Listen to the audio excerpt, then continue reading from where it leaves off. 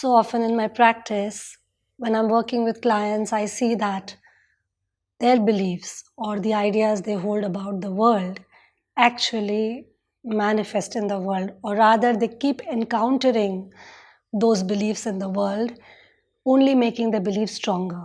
For example, if somebody believes the world is hostile, it's so common for them to find hostile people or to see hostility everywhere around them and feel that the world is hostile.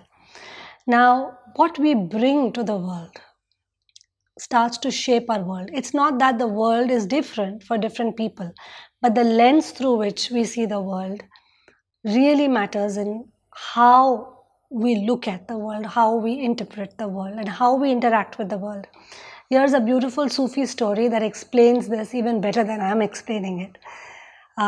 So once there was a man who came to this Sufi. The Sufi or a fakir or a sage who was living in one of these Middle Eastern countries.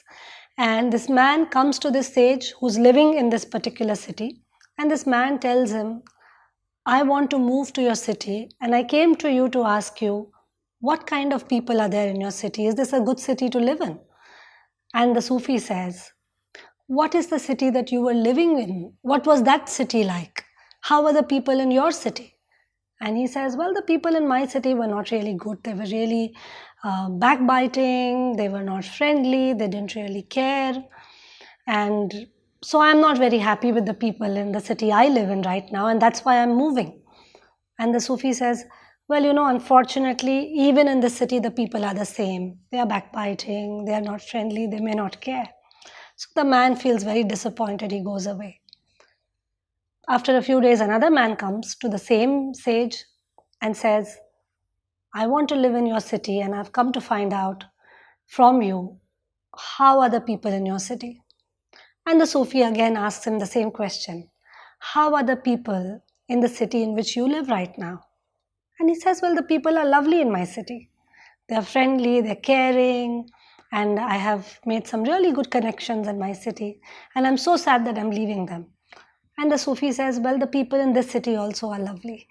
And they are also friendly and caring. And I think you're going to make great connections here. So essentially, he's saying that you're going to carry your inner environment wherever you go. If you don't look at what's going on inside you, it's going to manifest outside you.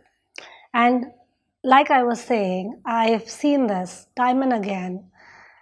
People who find it difficult to trust meet people who are difficult to trust.